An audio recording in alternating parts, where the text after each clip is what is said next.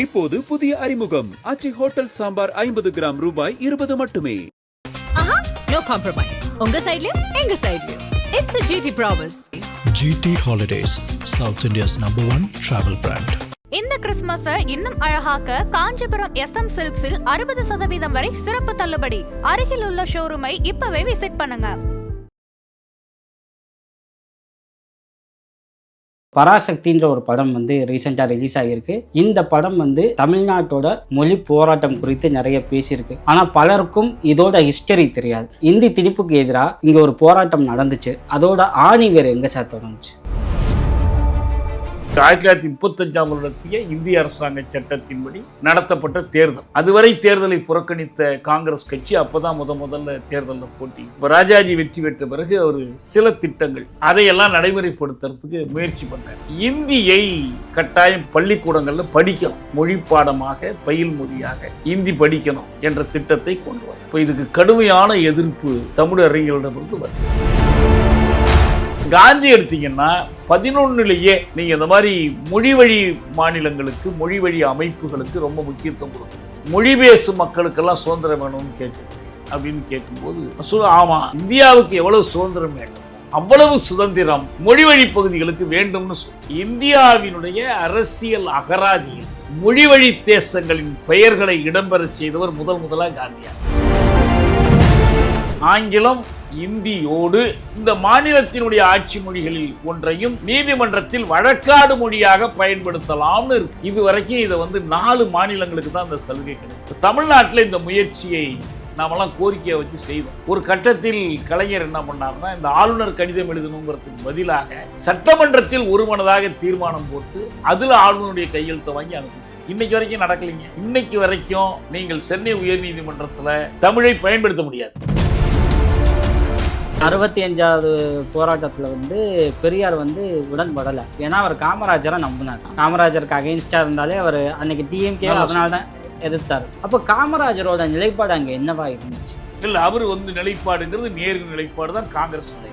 தன்னுடைய தனித்தமிழ்நாடு முழக்கமே கூட நான் இந்த ஜாதி ஒழியணும், பார்ப்பனர் ஒழியணும், பணக்காரன் ஒழியணும், படிப்பாளி ஒழியணும், அதிகாரி ஒழியணும், இதெல்லாம் ஒழியணும்னா இதுக்கு தனித்தமிழ்நாடு வேணும்னு நான் கருதுறேன், அதுதான் நான் நம்புகிறேன். ஆனால் காமராஜர் சொல்கிறாரு அதெல்லாம் வேண்டாம், நான் ஆட்சியில் இருந்தால் இதெல்லாம் நான் மாற்றி காட்டுறேன்னு சொல்கிறாரு.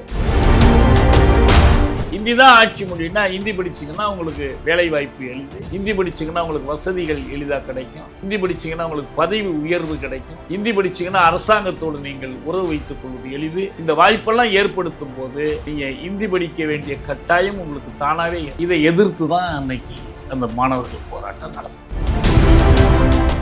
ஆதரணியர்களுக்கு வணக்கம். தமிழ்நாட்டோட முக்கியமான போராட்டங்களில் ஒன்று மொழி போராட்டம். ஸோ அது குறித்து, அதோட வரலாறு குறித்தும் இன்றைக்கி டீட்டெயில்டாக பேச போகிறோம். அதுக்காக நாம் சந்திக்க இருக்குது தமிழ் தேசிய விடுதலை இயக்கத்தின் பொதுச் செயலாளர் தியாகு அவர்கள். வணக்கம்.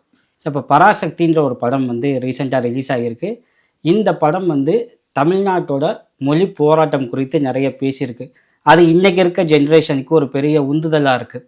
ஆனால் பலருக்கும் இதோட ஹிஸ்டரி தெரியாது. இந்தி திணிப்புக்கு எதிராக இங்கே ஒரு போராட்டம் நடந்துச்சு. அதோட ஆணி வேறு எங்கே சார் தொடங்குச்சு? தமிழ் மொழி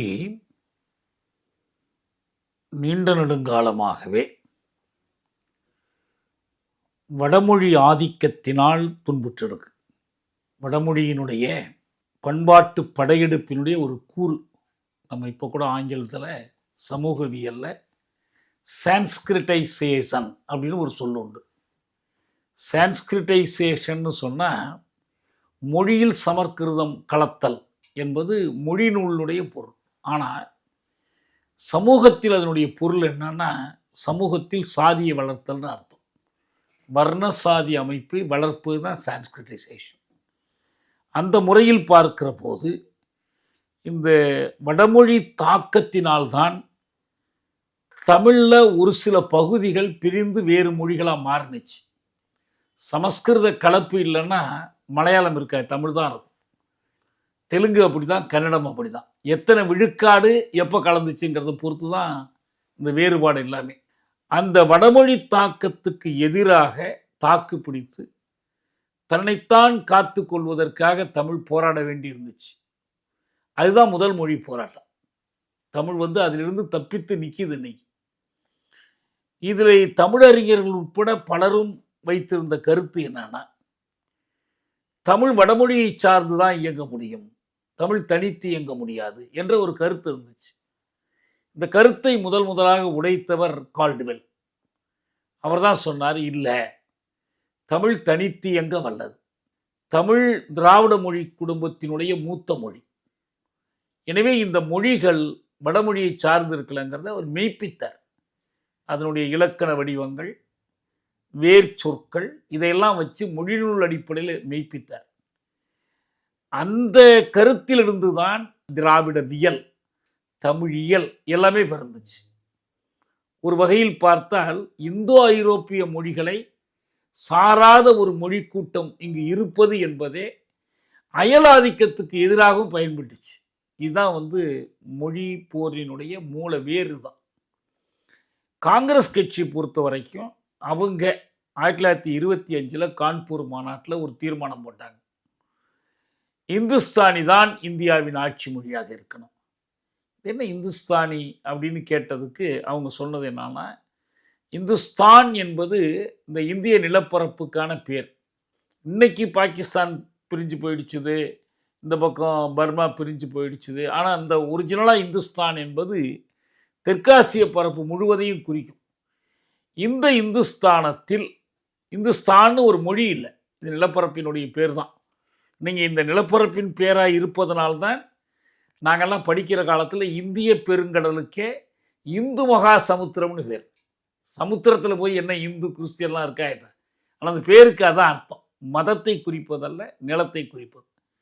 இன்றைக்கும் வந்து சில இஸ்லாமிய அமைப்புகள், ஜமாயத் இ ஹிந்துன்னு ஒரு அமைப்பு இருக்கு, ஜெய் ஹிந்துன்னு சொல்கிறோம், அதெல்லாம் இந்தியாங்கிற நிலப்பரப்பை குறிக்கிறது. இதை அடிப்படையாக வச்சு இந்துக்கள் பேசக்கூடிய மொழி சமஸ்கிருத எழுத்து வடிவத்தில் எழுதப்பட்டால் அது இந்தியாகவும், அதே மொழியை உருது எழுத்து முறையில் எழுதினால் அது உருதுவாகவும் இருக்கும். இது ரெண்டுக்குமான பொது பெயர் தான் இந்துஸ்தானி. எனவே இந்துஸ்தானி தான் நாட்டினுடைய ஆட்சி மொழியாக இருக்கணும்னு சொல்லி கான்பூர் மாநாட்டில் தீர்மானம் போட்டாங்க. ஏன்னா அவங்க மொழி சிக்கலை, இத்தனை மொழிகள் இருக்குது, செப்பு மொழி 18 உடையால் எனில் சிந்தனை ஒன்றுடையாள்ங்கிற மாதிரி இந்த 18 மொழிகள் பேசுகிற மக்களுக்கிடையிலான சமத்துவம், ஒற்றுமை என்று பார்ப்பதற்கு பதில் இந்து முஸ்லீம் ஒற்றுமைன்னு பார்த்தாங்க. எனவே உருதுவையும் வடமொழியையும் சமரசப்படுத்தி இணக்கப்படுத்தி இந்துஸ்தானின்னு சொல்லிட்டா போதும்னு நினைச்சாங்க. இது 25 கான்பூர் மாநாடு. அதில் தான் முதல்ல இந்தியாவுக்கான ஆட்சி மொழி பற்றிய ஒரு தீர்மானம் போடுறாங்க. 37 இந்தியா முழுவதிலும் மாகாண சபைகளுக்கான, அதாவது மாகாண சட்டமன்றங்களுக்கான தேர்தல் நடக்குது. அந்த தேர்தலில் காங்கிரஸ் பல மாநிலங்களில் வெற்றி பெறுது, சில மாநிலங்களில் முஸ்லீம் லீக் வெற்றி பெறுது. காங்கிரஸ் வெற்றி பெற்ற மாகாணங்களில் இந்த சென்னை மாகாணமும் ஒன்று. மெட்ராஸ் ராஜதானி. அதில் வந்து ராஜகோபாலாச்சாரியார் இந்த சென்னை மாகாணத்தினுடைய, அப்போ முதல்வர்னு பேர் கிடையாது, பிரதமர்னு பேர்.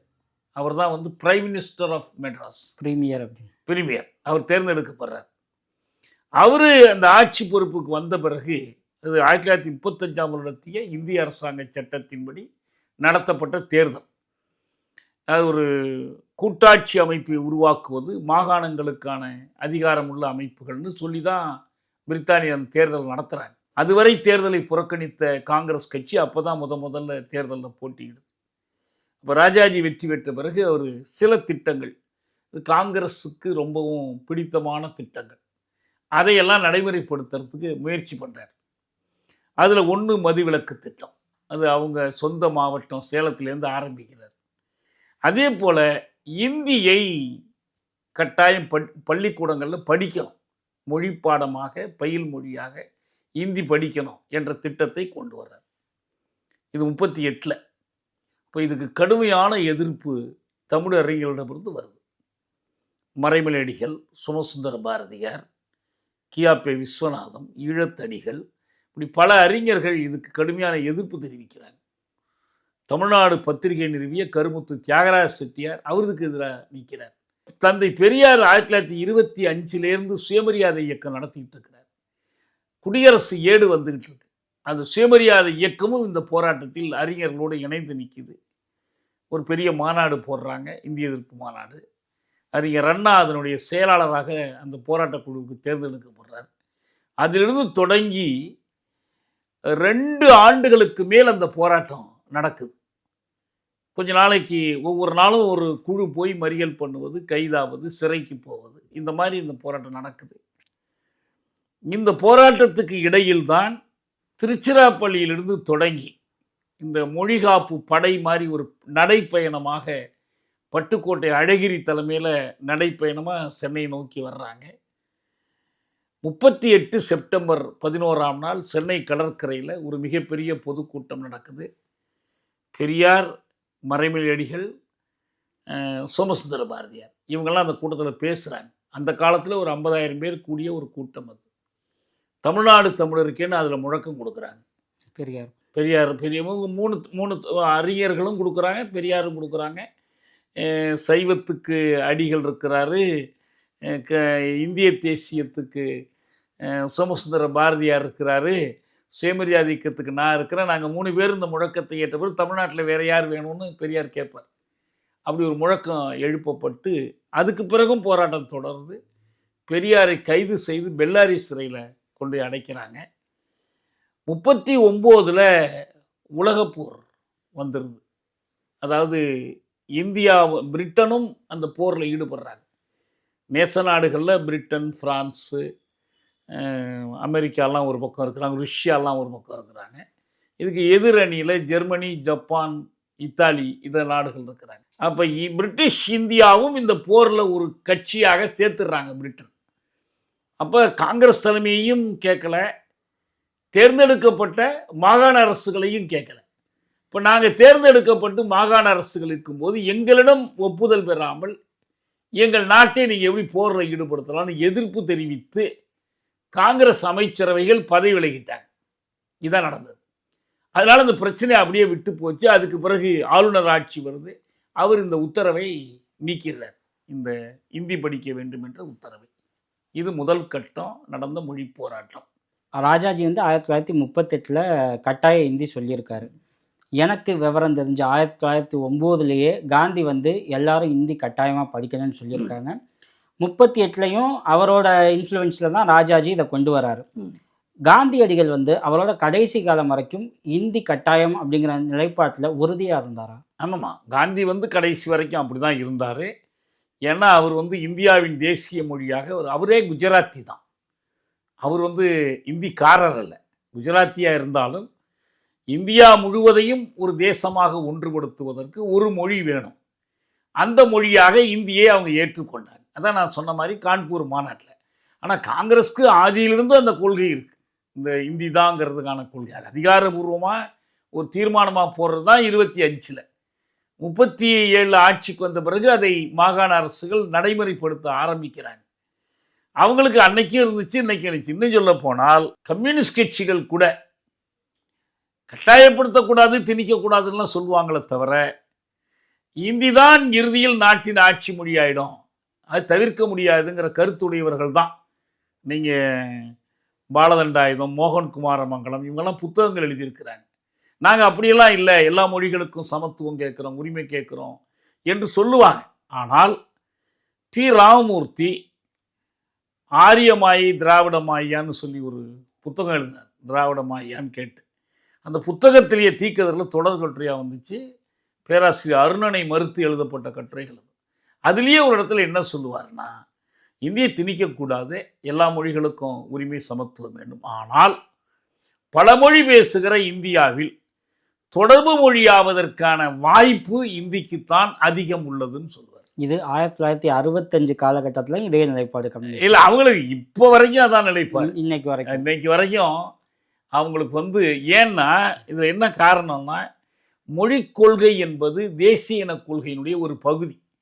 லெனின் ஏன் அன்றைக்கு ஜாரிஸ்ட் ருஷ்யாவில் 17 மொழிகளும் ஆட்சி மொழிகள், 17 மொழிகளும் தொடர்பு மொழிகள், 17 மொழிகளும் கல்வி மொழியின் ஏன் நிலைப்பாடு எடுத்தார்னா 17 தேசங்களை கொண்ட ஒரு நாடுன்னு அவர் முடிவெடுத்தார். அதனால எல்லா மொழிகளுக்கும் எல்லா இனங்களுக்கும் சமத்துவம், பிரிந்து போகும் உரிமையோடு கூடிய சுயநிர்ணய உரிமையை அவர் வலியுறுத்தினார். இப்போ இவங்களுக்கு அப்படி இல்லை. இவங்க வந்து 41 பாகிஸ்தான் கோரிக்கை எழும்பிய பிறகுதான் ஒரு ஆணையம் அமைக்கிறாங்க. அதிகாரியினுடைய தலைமையில் ஒரு ஆணையம் அமைத்து, அதிகாரின்னு ஒருத்தர் தோழர், அவங்க தான் சொல்கிறாங்க இந்தியாவில் 17 தேசங்கள் உள்ளன, அதில் தமிழ்நாடு உட்பட காஷ்மீர் வரைக்கும் தேசங்களுடைய பெயர்களையே பட்டியலிட்டு கொடுத்து இவை அனைத்துக்கும் பிரிந்து போகும் உரிமையோடு கூடிய சுயநிர்ணய உரிமை வேணும், அந்த சுயநிர்ணய உரிமை கொண்ட ஒவ்வொரு குடியரசாக உருவாக்கணும், சோவியத் ஒன்றியத்தை போல இந்த குடியரசுகளின் ஒன்றியத்தை உருவாக்கணும்.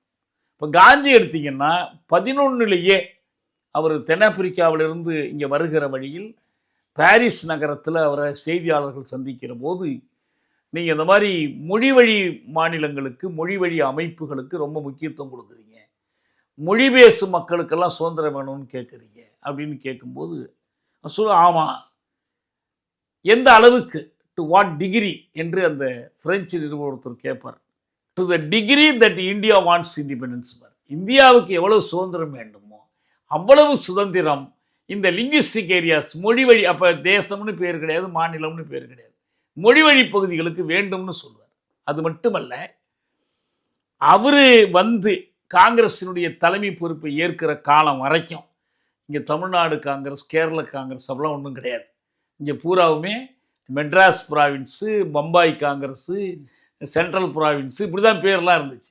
அவர் தான் சொன்னார், மக்கள் மொழியால் ஒன்றுபடுறவங்க, ஒரு மொழி பேசுகிற மக்களை ஒன்றுபடுத்தணும்னா அவங்க அந்த மொழி பெயரால் அழைக்கப்படும். தமிழ்நாடு காங்கிரஸ் என்று தொடங்குவதற்கு காந்தி தான் காரணமாக இருந்தார். 1920 நாக்பூர் மாநாட்டில் அந்த தீர்மானம் போட்டு தான் பெரியார் தமிழ்நாடு காங்கிரஸ் தான் தலைவராக இருந்தார்.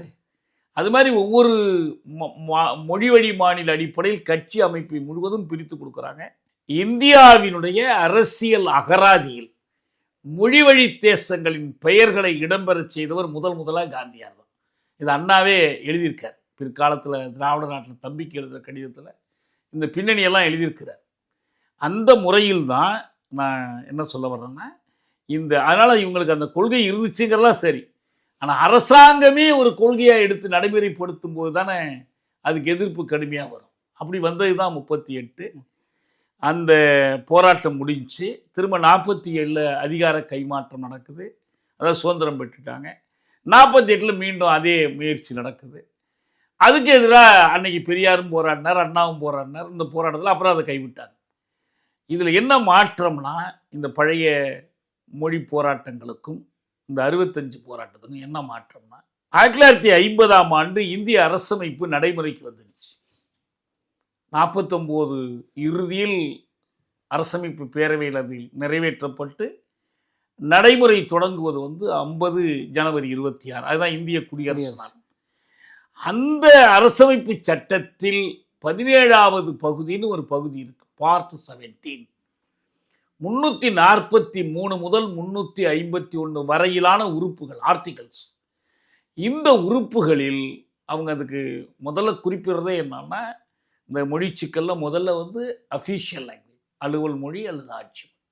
அதில் என்ன சொன்னாங்க, Hindi in Devanagari script shall be the official language of India. கான்பூரில் சொன்னது என்ன, தேவநாகரி ஸ்கிரிப்டில் இருக்கிற இந்தி உருது ஸ்கிரிப்டில் எழுதுறது, எனவே இந்துஸ்தானி தான் நாட்டுக்கு ஆட்சி மொழி, இந்தின்னு சொல்லலை. இப்போ என்ன பண்ணாங்கன்னா, இந்தி தான் ஆட்சி மொழின்னு சொன்னது மட்டும் இல்லை, ஹிந்தியின் தேவநாகரி ஸ்கிரிப்ட்னு சொல்லிட்டாங்க. அப்போ இதில் அரசமைப்பு பேரவையில் இதை எதிர்த்து கேள்விகள் கேட்கப்பட்டுச்சு. முஸ்லீம் உறுப்பினர்கள் கேட்டாங்க, சோஷலிஸ்டுகள் மற்றவங்க பொதுவாக உள்ளவங்கெல்லாம் கேட்டபோது வல்லபாய் பட்டேல் உட்பட அந்த நிலைப்பாட்டை, இந்துத்துவ நிலைப்பாட்டில் இருக்கிறவங்க சொன்ன பதில் என்னன்னா, உங்களுக்கு பாகிஸ்தான் கொடுத்தாச்சு, தனியாக போயிடுச்சு, இங்கே இந்த சலுகைகள் எதையும் நீங்கள் எதிர்பார்க்கக்கூடாது, இங்கே இப்படி தான் இருக்கும், இதான் பதில். அப்படிதான் இது. அப்படியும் இது மதச்சார்பற்ற நாடுன்னு டிக்ளேர் பண்ண பிறகு சட்டத்தில் 76ஆம் வருடம் 42ஆம் திருத்தத்தில் தான் செக்குலர்னு நேரடியாக சொன்னாங்க. ஆனால் சொல்லலையே தவிர அப்பயே செக்குலர் தான், வேற எதுவும் புதுசாக ஒன்றும் இது பண்ணிடல. அன்னைக்கே செக்குலராக தான். ஏன்னா பாகிஸ்தான் வந்து இறைவனின் நாடு தான் பாகிஸ்தான். அவங்க உருதுவை அதுக்காக தான் ஆட்சி மொழி ஆக்குறாங்க. இவ்வளவுக்கும் உருது மைனாரிட்டி, அங்கே பாகிஸ்தான்லேயே உருது பேசுகிறவங்க மைனாரிட்டி தான், ஆனால் உருது ஆக்குறாங்க. அதிகம் பேர் பேசக்கூடிய வங்காளி இருக்குது, மேற்கு பாகிஸ்தான் பகுதியில் அதிகம் பேர் பேசக்கூடிய பஞ்சாபி இருக்குது, சிந்து இருக்குது. இதெல்லாம் ஒதுக்கிட்டு உருது ஆக்குறாங்கன்னா மதத்தின் அடிப்படையில். இப்போ இங்கே வந்து இவங்க நேரடியாக அதை சொல்லாமலே இந்தியின் தேவநாகரி ஸ்கிரிப்ட்னு அறிவித்ததன் மூலமாக இந்திய தேசியம் இந்து தேசியத்துக்கு முதல் சலுகையை கொடுத்துருச்சு.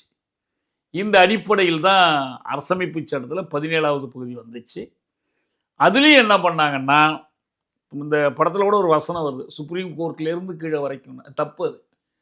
சுப்ரீம் கோர்ட்டில் இந்தி பயன்படுத்த முடியாது. இப்பயும் சுப்ரீம் கோர்ட்லேயும் ஹைகோர்ட்ஸ்லேயும் 348வது உறுப்பு ஆர்டிகல் 348 என்ன சொல்லுதுன்னா, ஹிந்தி ஷல் பி, இதை மன்னிக்கணும், English shall be the language of the Supreme Court and the high court.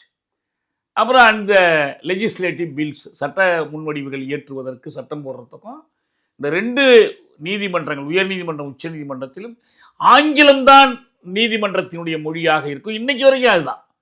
348 ஒரு துணை பிரிவு இருக்குது. அது என்ன சொல்லும், நீங்கள் இந்த மாநிலங்களில் அந்த ஆளுநர் வந்து எழுதி ஒப்புதல் வாங்கிக்கிட்டு ஆங்கிலம் இந்தியோடு இந்த மாநிலத்தினுடைய ஆட்சி மொழிகளில் ஒன்றையும் நீதிமன்றத்தில் வழக்காடு மொழியாக பயன்படுத்தலாம்னு இருக்கு. இது வரைக்கும் இதை வந்து 4 மாநிலங்களுக்கு தான் அந்த சலுகை கிடைச்சிருக்கு. ஹரியானா, ராஜஸ்தான், ஊபி, பீகார் 4 இந்தி மாநிலங்கள். இப்போ தமிழ்நாட்டில் இந்த முயற்சியை நாமெல்லாம் கோரிக்கையை வச்சு செய்தோம். ஒரு கட்டத்தில் கலைஞர் என்ன பண்ணார்னா, இந்த ஆளுநர் கடிதம் எழுதணுங்கிறதுக்கு பதிலாக சட்டமன்றத்தில் ஒருமனதாக தீர்மானம் போட்டு அதில் ஆளுநருடைய கையெழுத்தை வாங்கி அனுப்பினேன். இன்னைக்கு வரைக்கும் நடக்கலைங்க. இன்னைக்கு வரைக்கும் நீங்கள் சென்னை உயர்நீதிமன்றத்தில் தமிழை பயன்படுத்த முடியாது, இந்தியையும் பயன்படுத்த முடியாது, இங்கிலீஷ் மட்டும்தான். இந்த மொழி சிக்கலில் வெறும் இந்தி திணிப்பா மட்டும் இல்லை, நீதிமன்றங்களை பொறுத்த வரைக்கும் இப்போ தமிழ்நாட்டில் வந்து மாவட்ட அமர்வு நீதிமன்றங்கள்லாம் தமிழ் பயன்படுத்தலாம். இந்த மாற்றம்லாம் வந்துருச்சு. ஆனால் உயர்நீதிமன்றத்தில் மட்டும் இங்கிலீஷ் மட்டும்தான். நிறைய வழக்கறிஞர்கள் திருப்பி திருப்பி திருப்பி போராடிக்கிட்டே தான் இருக்கிறாங்க. எதுக்கும் அரசு செஞ்சு கொடுக்கல. இது ஒரு பக்கம் இருக்கட்டும். இந்த 17வது பகுதி வந்ததுனால என்ன ஆச்சுன்னா, இந்தி ஆட்சி மொழியாக எப்போ வரும், 50ஆம் வருஷம் ஜனவரி 26 அன்று நிறைவேற்றப்பட்ட அரசமைப்பு சட்டத்தில் உடனே இந்தி வந்துடும்னு சொல்லலை. ஏன்னா அவங்களுக்கு என்ன தெரிஞ்சிருந்துச்சுன்னா, இந்தியை உடனே ஆட்சி மொழி ஆக்க முடியாது. ஆட்சி மொழிக்குரிய சொல் அடைவு வேணும். அதில் அதுக்கான வடிவங்கள், இலக்கண வடிவங்கள்லாம் இருக்கணும். அதெல்லாம் இல்லாமல் நீங்கள் பயன்படுத்த முடியாது. எனவே ஒரு 15 ஆண்டு அவகாசம். 65 ஜனவரி 26 அன்னைக்கு இந்தி ஒரே ஆட்சி மொழியாக மாறிவிடும். அப்படி மாறும்போது எதுவரை தேவைப்படுகிறதோ, இந்தியாவில் முடியலைன்னா இங்கிலீஷை உதவிக்கு வச்சுக்கலாம், துணைக்கு வச்சுக்கலாம். ஆனால் இந்தியை என்ன பண்ணணும், தொடர்ச்சியாக வளப்படுத்தி வளர்த்தெடுத்து ஆட்சி மொழிக்கு அதனை ஆயத்தப்படுத்தணும். அரசமைப்பு சட்டத்தில் 351ன்னு ஒரு உறுப்பு, அந்த 17வது பகுதியில் கடைசி உறுப்பு. அதுலேயே என்ன சொல்கிறாங்கன்னா, இந்தியை இப்படி ஆயத்தப்படுத்துவதற்காக இந்தியாவினுடைய காம்போசிட் கல்ச்சர், பன்முக பண்பாடு, நிறைய மொழி பேசுகிறாங்க, நிறைய மதங்கள் இருக்கு. எனவே இது எல்லாத்துல இருந்தும் நல்ல வளங்களை எல்லாம் பெற்று இந்தியை சேர்த்து கொண்டு வளப்படுத்தணும் சொல்லிட்டு, எஸ்பெஷலி சான்ஸ்கிரிட், சமஸ்கிருதத்தை இதற்கு சிறப்பாக பயன்படுத்தணும். சமஸ்கிருதத்தை பயன்படுத்தி என்ன பண்ணணும், இந்தியை ஆட்சி மொழியாக வளப்படுத்தணும். இந்த 17வது பகுதிக்கு தமிழ்நாட்டில் கடுமையான எதிர்ப்பு தொடக்கத்திலேருந்து வந்துச்சு. இப்போ திராவிட முன்னேற்ற கழகத்தினுடைய முக்கியமான பங்களிப்பு என்னன்னா, மீண்டும் மீண்டும் இந்த 17வது பகுதியை நினைவூட்டி மாநாடுகள் போடுறது. இந்திய அரசு அந்த 17வது பகுதியில் சொல்லியிருக்கிறபடி இந்த இந்தி வளர்ச்சிக்கான குழுக்கள் அமைக்கிறாங்க பாருங்க, அதுக்கு எதிர்ப்பு தெரிவிக்கிறது. தமிழ்நாடு, அடுத்தபடி மேற்கு வங்காளம். அந்த குழு ஒரு அறிக்கை கொடுத்தா கூட டிசென்டிங் நோட்டு யார் கொடுப்பான்னா தமிழ்நாடும் வங்காளமும் கொடுக்கும். முடியாது, நாங்கள் ஒத்துக்க முடியாது. இந்திக்கு வந்து அந்த இடம் வரல கொடுக்கக்கூடாது என்று கொடுத்துக்கிட்டே இருப்பாங்க. அதுபோல் மக்கள்கிட்ட கிளர்ச்சிகள், போராட்டங்கள், இந்த 17வது பகுதியை அடையாளமாக தீயிட்டு கொளுத்துவது, இந்த எல்லா போராட்டங்களும் நடந்துச்சு. இது எல்லாம் நடந்து தான் 65 இது வரப்போகுதுன்ன பிறகு அதுக்கு முன்னாலேருந்து மாணவர்கள் போராட்டம் தொடங்கிடுச்சு. 64 தான் அந்த சின்னசாமி தீக்குளிப்பு, இந்த படத்தில் ஒரு காட்சியாக வச்சுருக்காங்க பாருங்கள். ஏதோ ஒரு தேர்வு எழுதுகிற பிரச்சனை அது இதுன்னு அது தனியாக வரலாம் அதை பற்றி. ஆனால் ஒரு இந்திய எதிர்ப்பு உணர்ச்சி அதிலேருந்து ஆரம்பிக்குது. சிங்கத்தமிழன் சின்னசாமின்னு கலைஞர் அந்த சின்னசாமி பற்றி எழுதுவார், கீழப்பழூர் சின்னசாமி பற்றி. அதுக்கு பிறகு அரங்கநாதன், சிவலிங்கம் 7 பேர் அடுத்தடுத்து தீக்குளித்து இறந்து போனார்கள். பெரும்பாலும் அவங்க எல்லாம் திமுகவை சேர்ந்தவங்க தான், பொதுவானவர்கள் அல்ல. ஒரு சிலர் அப்படி இருந்திருக்கலாம். ஆனால் பொதுவான மாணவர் எழுச்சி, மாணவர்களோடு சேர்ந்து பொதுமக்களும் போராட தொடங்குறாங்க. அந்த போராட்டத்திலேயும் தொடக்கத்திலேயே அரசமைப்பு சட்டத்தினுடைய 17வது பகுதி எரிக்கப்படுது. ஏன்னா இந்த மொழி திணிப்பு என்பது பழைய மாதிரி கல்வி மொழி தொடர்பானது, மொழி பாடம் தொடர்பானது இதெல்லாம் இல்லை. நேரடியாக ஆளும் மொழி தொடர்பானது, ஆட்சி மொழி தொடர்பானது. இந்த ஆட்சி மொழி தொடர்பானதுன்னா என்ன அர்த்தம்னா, உங்கள் மொழி ஆளப்படும் மொழி ஆயிடுதுன்னு அர்த்தம். உங்கள் மொழியை வந்து அவங்க இரண்டாம் தரமாக தள்ளிடுறாங்கன்னு அர்த்தம். ஹிந்தி தான் ஆட்சி மொழின்னா, ஹிந்தி படிச்சிங்கன்னா உங்களுக்கு வேலை வாய்ப்பு எளிது, ஹிந்தி படிச்சிங்கன்னா உங்களுக்கு வசதிகள் எளிதாக கிடைக்கும், ஹிந்தி படிச்சிங்கன்னா உங்களுக்கு பதவி உயர்வு கிடைக்கும், ஹிந்தி படிச்சிங்கன்னா அரசாங்கத்தோடு நீங்கள் உறவு வைத்துக் கொள்வது எளிது. இந்த வாய்ப்பெல்லாம் ஏற்படுத்தும் போது நீங்கள் ஹிந்தி படிக்க வேண்டிய கட்டாயம் உங்களுக்கு தானாகவே ஏற்படும். இதை எதிர்த்து தான் அன்னைக்கு அந்த மாணவர்கள் போராட்டம் நடந்துச்சு. அப்போ இந்த கீழப்பழூர் சின்னசாமி அவரோட தற்கொலை தான் வந்து இந்த போராட்டத்துக்கு தூண்டுதலாக இருந்துச்சுங்களா, இல்லை ஏற்கனவே அந்த போராட்டம் ஆரம்பிச்சிருச்சு? தற்கொலைங்கிறத காட்டிலும் தற்கொலைன்னு சொல்லலாம். தன்னை கொடுத்து கொண்டார், இந்த போராட்டத்துக்காக கொடுத்து கொண்டார். அதுக்கு முன்னால் இருந்து இது நடக்குது. இல்லைன்னா அவர் ஒரு இளைஞர், திமுகவை சேர்ந்த இளைஞர், அவருக்கு இந்த உணர்வு எங்கிருந்து வந்துச்சு? இந்த உணர்வை ஏற்கனவே ஏற்படுத்தி வளர்த்து வைத்திருக்கிறதுனால தான் அவருக்கு வந்துச்சு. அவர் என்ன பண்ணார், திருச்சிராப்பள்ளி தொடர்வண்டி சந்தியில் முதலமைச்சர் பக்தவச்சலம் வந்திருக்கார். இப்போ எல்லாம் இருக்கிற பாதுகாப்புக்கு கிட்ட நெருங்க முடியாது. அப்போ அப்படிலாம் ஒன்றும் பெருசாக கிடையாது. இவர் போய் நேரடியாக அவர்கிட்ட, ஐயா நீங்கள் தான் தமிழை காப்பாற்றணும், தமிழுக்கு ஆபத்து வருது, இந்தியினால் ஆபத்து வருதுன்னு சொல்கிறார். இவர் அதெல்லாம் ஒன்றும் வராது, நீ போ நான் பார்த்துக்கிறேன் அப்படின்னு ஏதோ பதில் சொல்கிறாரு. விடலை இவர், திருப்பி திருப்பி கேட்குறாரு, ஐயா நான் உங்களை கும்பிட்றேன், அது பண்ணுறேன், இது பண்ணுறேன், எது எப்படியெல்லாம் கேட்கணுமோ அப்போல்லாம் கேட்குறாரு. இந்த பைத்தியக்காரனை தூக்கி வெளியே தள்ளுங்க அப்படின்னு சொல்கிறார். கிட்டத்தட்ட அந்த மாதிரி ஒரு வசனம் இவங்க வச்சுருக்கிறாங்க. அவர் வெளியில் போயிடுறாரு, போய் ஊருக்கு போய் தீக்குளிச்சிடுறாரு. அதுதான் முதல் தீக்குளிப்பு சம்பவம். இது வந்து பல காரணங்களில் இது ஒரு காரணம். இது இந்த தீக்குளிப்பு நடந்தாலும் நடக்கலைனாலும் நடக்க போகுது. ஏன்னா 65 ஜனவரி 26 கருப்பு நாள், துக்க நாள் என்று கழகத் தலைவர் அண்ணா அறிவிக்கிறார். அறிவித்து அவரவர் வீடுகளில் கருப்பு கொடி ஏற்ற சொல்றார். இந்த கருப்பு கொடியை எஸ் ராஜேந்திரன் சென்னையில் அவர் வீட்டில் கட்சி நடிகர் எஸ் ராஜேந்திரன் ஏற்றுறார். காங்கிரஸ்காரங்க என்ன பண்ணுறாங்க, இதுக்கு எதிரான கடுமையான வன்முறையில் ஈடுபடுறாங்க.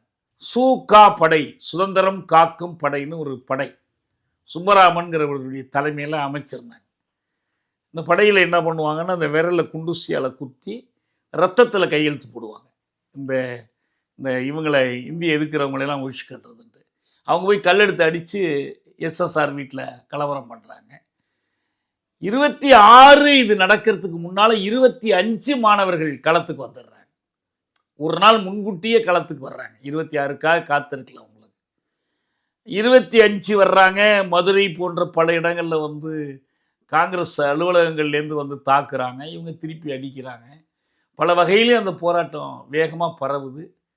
சிதம்பரம் அண்ணாமலை பல்கலைக்கழகத்தில் மாணவர்கள் ஊர்வலம் போய் உலகம் அவர் ஒரு காவலருடைய பையன் ராஜேந்திரன், அவர் சுட்டு கொல்லப்படுறார். அவர் தான் துப்பாக்கி சூட்டில் முதல் பலியானவர் அந்த போராட்டத்தில். அதிலேருந்து ஆரம்பித்து வரிசையாக அந்த போராட்டம் வளர்ந்து செல்லுது. சார் இப்போது 1938 இதே இந்தி திணிப்புக்கு எதிரான ஒரு போராட்டம், அங்கே தான் தமிழ்நாடு தமிழருக்கே அப்படிங்கிற ஒரு முழக்கத்தை பெரியார் உட்பட சிலர் வைக்கிறாங்க. ஈவந்த பக்கத்தை பெரியார் தமிழர் இல்லைன்னு சொன்னாலும் இந்த முழக்கத்தை வச்ச முதல் ஆட்கள் அவரும் ஒருவர். 65ல் அதுக்கு அப்படியே எதிரான நிலைப்பாடு எடுக்கிறாரு. இந்த முரண்பாடுக்கு என்ன காரணம்? பெரியார் தமிழர் இல்லை, பெரியார் தமிழர் தான். பெரியார் தமிழர் இல்லைன்னு சொல்கிற கருத்தோடு எனக்கெல்லாம் உடன்பாடு இல்லை. தமிழ்நாடு தமிழருக்கேன்னு முழக்கம் கொடுத்தவர் தமிழர் தானே. இப்போ பெரியார் தமிழ்நாடு தமிழருக்கு அப்போ முழக்கம் கொடுக்குறா, அவர் மட்டும் இல்லை, நான் சொன்ன மாதிரி தமிழறிஞர்கள் எல்லாரும் சேர்ந்து கொடுக்குறாங்க. என்ன காரணம்? தமிழ்நாட்டில் தமிழர்களுக்கான அதிகாரம் இல்லை என்றால் தமிழுக்கு எதிராக இன்னொரு மொழி திணிக்கப்படுங்கிற அர்த்தம். அந்த போராட்டத்தினுடைய படிப்பினை என்னன்னா, தமிழ்நாட்டில் தமிழர்களுக்கு உரிமை இல்லாதனால தான் அவங்க கொண்டாந்து இந்தியை திணிக்கிறாங்க. நாளைக்கு இன்னொரு மொழியை திணிக்கலாம், எதை வேணாலும் திணிக்கலாம். நம்ம விரும்பி ஒரு மொழி கற்றுக்கொள்வதெல்லாம் வேறு. இப்போ அவரே ஹிந்தி கற்றுக்கொள்றதுக்கு இந்தி பிரச்சார சபாவுக்கெல்லாம் நிதி கொடுத்தாருன்னு சொல்லுவாங்க. அதுக்கு முன்னால் இப்பயும் மொழிச்சிக்கலில் தொடர்ந்து இருக்கிற குழப்பம் என்னன்னா, 2 குழப்பங்கள் இருக்குது. அதை மட்டும் நான் தெளிவுபடுத்த வரணும். இந்த படத்துலேயும் அந்த குழப்பம் தொடருது. மொழிச்சிக்கல் என்பது எத்தனை மொழிகளை கற்கிறோம் என்பது தொடர்பானது அல்ல. 1 மொழியா, 2 மொழியா, 3 மொழியா, 4 மொழியா, எத்தனை மொழி, அது தேவையை பொறுத்து இருக்கு. ஒரு சில படிப்புகளுக்கு ஒற்றை மொழி போதும், ஒரு சில படிப்புகளுக்கு 3 மொழி 4 மொழி தேவைப்படலாம். நீங்கள் மகாபலிபுரத்தில் கைடு வேலை பார்க்குறவருக்கு பல மொழி தேவைப்படுது. அவரை போய் நீ 2 மொழி தான் கற்றுக்கணும்னு யாரும் சொல்ல முடியாது. இன்னும் சில பணிகளுக்கு 1 மொழியே போதுமானது, 2 மொழி தேவையே இல்லை. அது மாதிரி பல இது இருக்குது, துறையை பொறுத்து இருக்குது. அந்த மொழி கற்றுக்கொள்ளுகிற வழிமுறையோடு கற்றுக்கிறதுக்கு எல்லாருக்கும் வாய்ப்பு இருக்கணும். நம்ம ஒருத்தர் தமிழ்நாட்டு குழந்தை எல்லாரும் கற்றுக்கணும்னு அவசியம் இல்லை. யாருக்கு தேவையோ, நீங்கள் சோவியத் ருஷ்யாவுக்கு போய் அந்த அவங்களோட விண்கலத்தில் ஏறி போகிறார் ஒருத்தர்னா, அவருக்கு ருஷ்யன் தேவைப்பட்டுச்சு. இங்கேருந்து அங்கே போய் 3 மாதம் ருஷ்யன் கற்றுக் கொடுத்து தான் வண்டியில் ஏற்றுனாங்க. அது மாதிரி அந்த நாட்டை பொறுத்து இருக்குது. நீங்கள் ஜப்பான் போகிறீங்க, இங்கேருந்து இப்போ குழந்தைங்க ஜப்பானுக்கு படிக்க போகிறாங்கன்னா ஜப்பானிய மொழி தேவை. சைனாவில் போய் படிக்க போகிறாங்கன்னா அவங்க மேண்ட்ரின் கற்றுக்கிட்டு போகிறாங்க. அதனால் மொழி கற்றுக்கிறது பற்றிய கேள்வியே அல்லது. எத்தனை மொழிகள் என்பது பிரச்சனை இல்லை. சாதாரணமாக இயல்பாக கல்வி முறையில் தாய்மொழி கற்றுக்கணும், கூடுதலாக ஏதாவது ஒரு அயல் மொழி கற்றுக்கணும். நமக்கு ஏற்கனவே பிரிட்டனுக்கு காலனியாக இருந்த காரணத்தினாலையும் இந்த ஆங்கிலம் என்பது நம்ம கல்வியில் ஏற்கனவே பரவி இருக்கிற காரணத்தால் இந்த 2வது மொழியாக ஆங்கிலத்தை வச்சுருக்கிறோம். அதில் ஒன்றும் பிரச்சனை இல்லை. இது ஒன்று. 2வது, எது தொடர்பு மொழி என்ற கேள்வி. இப்போ தொடர்பு மொழின்னா, இப்போ அண்ணா இருக்கும்போது என்ன சொன்னார்னா, ஆங்கிலத்தை நான் தொடர்பு மொழியாக ஏற்றுக்கிறேன். எதுக்கு இந்தி? உலகத்துக்கும் சரி, இந்தியாவினுடைய இதர பகுதிகளுக்கும் ஆங்கிலமே போதுமேன்னு சொன்னார். நான் என்ன கேட்குறேன், தமிழ்நாட்டுக்கும் ஆந்திரத்துக்குமான தொடர்பு மொழியாக எதுக்கு ஆங்கிலம் இருக்கணும்? தமிழும் தெலுங்கும் போதுமே. நீங்கள் எதுக்கு 2 பேருக்கும் இல்லாத ஒரு அயல் மொழியை எதுக்கு கொண்டுட்டு வரணும்? இதே ஜவஹர்லால் நேரு மாஸ்கோவுக்கு போயிருந்த போது இவர் ஆங்கிலத்தில் பேச ஆரம்பித்தார். அவங்க கூட்டத்தில் எழுந்து கேட்டாங்க, உங்கள் தாய்மொழி ஆங்கிலமா? இல்லை. எங்கள் தாய்மொழி ஆங்கிலமா? இல்லை. நம்ம 2 பேருக்கும் தாய்மொழி இல்லாத இன்னொரு மொழியில் நீங்கள் எதுக்கு பேசுகிறீங்க? முடிஞ்சால் எங்கள் தாய்மொழியில் பேசுங்க, இல்லை உங்கள் தாய்மொழியில் பேசுங்க. எதை வேணாலும் மொழிபெயர்த்துக்கலாம். இன்றைக்கி ஐரோப்பிய ஒன்றியத்தில் 26 நாடுகள் இருக்குது, 25 ஆட்சி மொழிகள் இருக்குது, 25 மொழிகள் நீதிமன்ற மொழிகளாக இருக்குது. அதுதான மொழிகள் இது. இப்போ தொடர்பு மொழியை காரணம் காட்டுவது, எத்தனை மொழிகள் படித்தால் நன்மை இல்லைங்கிறத பற்றி பேசுவது இங்கே தேவையே இல்லை. மொழிச்சிக்கல் இங்கே தேவை என்னன்னா, ஆட்சி மொழியாக ஒரு மொழியை திணிப்பது சரியா? இது மட்டும்தான் கேள்வி. இத்தனை மொழிகள் பேசக்கூடிய ஒரு நாட்டில் இந்திய அரசமைப்பு சட்டத்தின்படி 22 மொழிகள் அங்கீகரிக்கப்பட்டிருக்கு. அரசமைப்பு சட்டத்தினுடைய அட்டவணை போட்டு ஒத்துக்கொண்டிருக்கிறாங்க. 22 14 மொழிகள் அந்த காலத்தில், இப்போ 22 மொழிகள். இந்த 22 மொழிகள் இருக்கும்போது இவற்றுக்குள் ஒரு மொழியை மட்டும் ஆட்சி மொழியாக திணிப்பதை எதிர்த்து தான் இந்த போராட்டமே.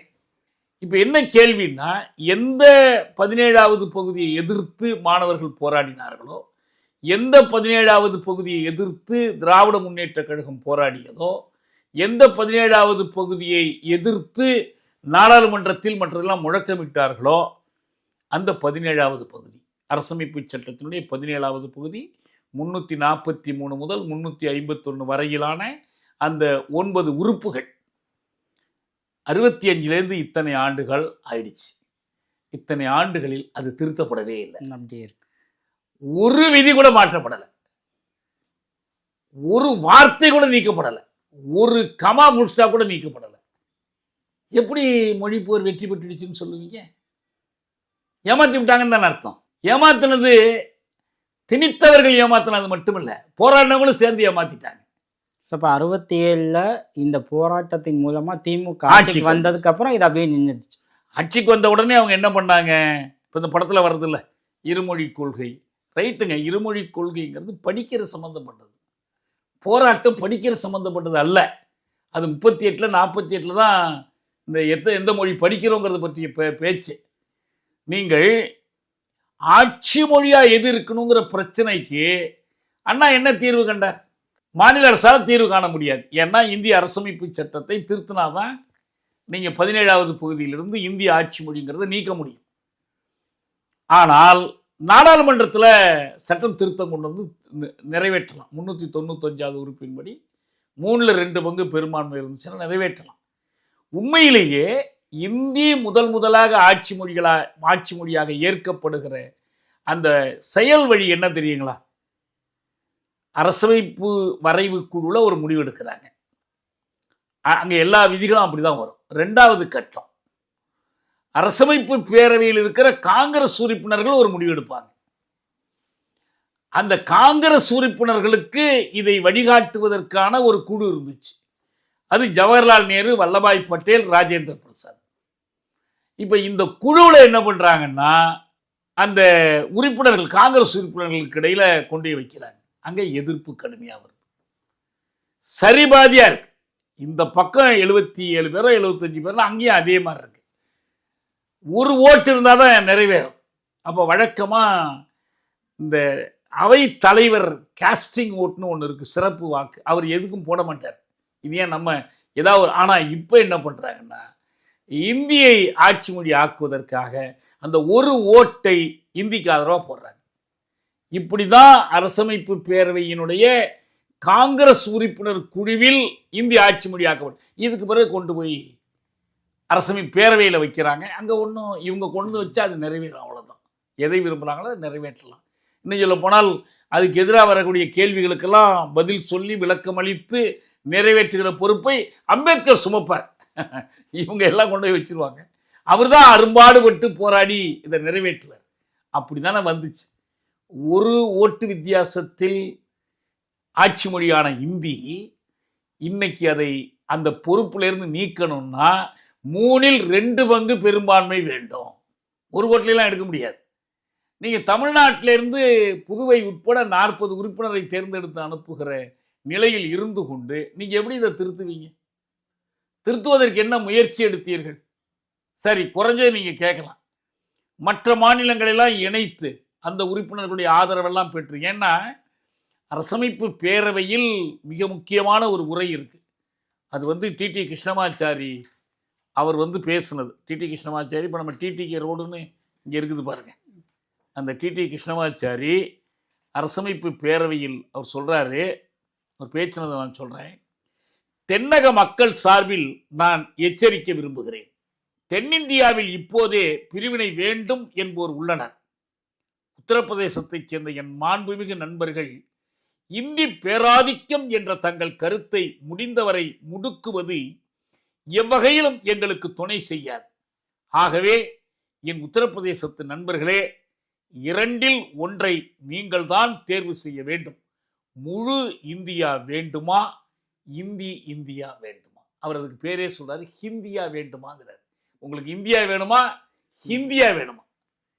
நீங்க இந்திய திணிக்கிறதுல குறியா இருந்தீங்கன்னா இந்தியா முழுசா இருக்காது, ஹிந்தியா தான் உங்களுக்கு கிடைக்கும் என்று அவர் எச்சரிக்கிறார். ஆனா எல்லா எச்சரிக்கைகளையும் மீறித்தான் அவங்க என்ன பண்றாங்க, இந்தியை ஒரே ஆட்சி மொழி என்ற சட்டத்தை ஏற்றார். இப்ப நம்ம என்ன கேட்கிறோம்னா, நீங்க 65 மொழி போராட்டத்தினுடைய தாக்கம் தமிழ்நாட்டில் இருந்ததனால்தான் 67ல் அந்த அலை விளிம்பில் ஏறி திமுக ஆட்சிக்கு வந்துச்சு.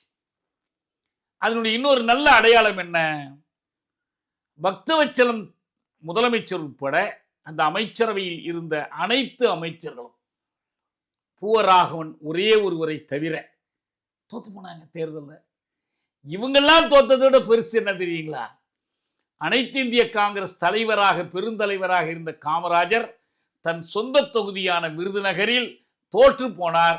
அதுவும் ஒரு மாணவர் தலைவரிடம் தோற்று போனார், சீனிவாசன் தோற்று. ஆனால் சார் இப்போ பெரியார் இல்லை, பெரியாருக்கு நான் சொல்ல வரேன். காமராஜருக்கு தான் வரேன். ஆமா, காமராஜர் 65வது போராட்டத்துல வந்து பெரியார் வந்து உடன்படலை. ஏன்னா அவர் காமராஜரை நம்பினார். காமராஜருக்கு அகைன்ஸ்டா இருந்தாலே அவர் அன்னைக்கு டிஎம்கே அதனால தான் எதிர்த்தாரு. அப்போ காமராஜரோட நிலைப்பாடு அங்க என்னவா இருந்துச்சு? இல்ல, அவர் வந்து நிலைப்பாடுங்கிறது நேரு நிலைப்பாடு தான், காங்கிரஸ் நிலைப்பாடு தான். ஏன்னா இன்னும் சொல்ல போனால் இதை தெளிவா சொல்றேன். எனக்கு நேரடியா அவரோட பழக்கம் இருந்து நல்லா தெரியும். எனக்கு என்ன நிலைப்பாடு அவர் எடுத்தாருங்கிறது எனக்கு நல்லா தெரியும். பெரியாரை பொறுத்த வரைக்கும் அந்த குலக்கல்வி திட்டம் கொண்டு வந்தாங்க பாருங்க. 52 தேர்தலில் பெரியார் கம்யூனிஸ்ட் கட்சியை தான் ஆதரிச்சார். மதுரை தொகுதியில் பிடி ராஜனை எதிர்த்து பி ராமூர்த்திக்கு தான், சிறையில் இருந்த பி ராமூர்த்திக்கு ஆதரவாக தான் அவர் வேலை செஞ்சார். திண்டுக்கல்ல ஏ பாலசுப்ரமணியத்தை தான் அவர் ஆதரித்தார். 57 தேர்தல் வரும்போது இவங்க திமுக முதல்ல போட்டி போட ஆரம்பிக்கிறாங்க. அப்பையும் பெரியார் வந்து காங்கிரஸ் பக்கம், காமராஜர் பக்கம் தான் நிற்கிறார்.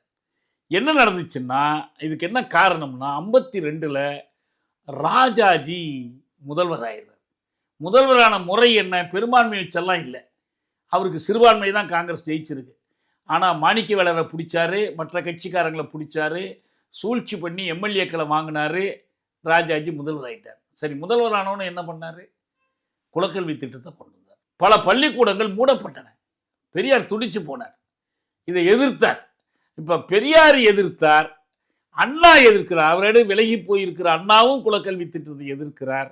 குலக்கல்வி திட்டம்னா என்ன இருக்கு?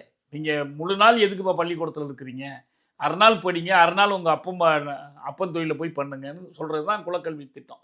இப்போ இந்த விஸ்வகர்மா திட்டம் கொண்டு வர்றாங்களா, அதே மாதிரி தான். இதை எதிர்க்கிறதுல பெரியார் முன்னுக்கு நிற்கிறார். இவங்கெல்லாம் முன்னுக்கு நிற்பது மட்டுமல்ல, காங்கிரஸுக்குள்ளேயே ஒரு பிரிவினர் எதிர்க்கிறாங்க. அதில் காமராஜரும் ஒருத்தர், வரதராஜன் நாயுடு ஒருத்தர். இவங்களும் சேர்ந்து என்ன பண்ணுறாங்க, ராஜாஜியினுடைய குலக்கல்வி திட்டத்தை எதிர்த்து நிற்கிறாங்க. இந்த எதிர்ப்பினால் ராஜாஜி பதவி விலக நேரிடுது. காமராஜர் அப்போ சட்டமன்ற உறுப்பினர் கிடையாது, குடியாத்தம் தொகுதியில் இடைத்தேர்தலில் போட்டி போட்டு அவருக்கு அண்ணாவும் ஆதரவு கொடுக்குறார், பெரியாரும் ஆதரவு கொடுக்குறார். அவர் வந்து முதலமைச்சராக பொறுப்பேற்கிறார். ஏற்ற உடனே குலக்கல்வி திட்டத்தை நீக்கிறார். மூடிய பள்ளிக்கூடங்களை எல்லாம் திறக்கிறார்.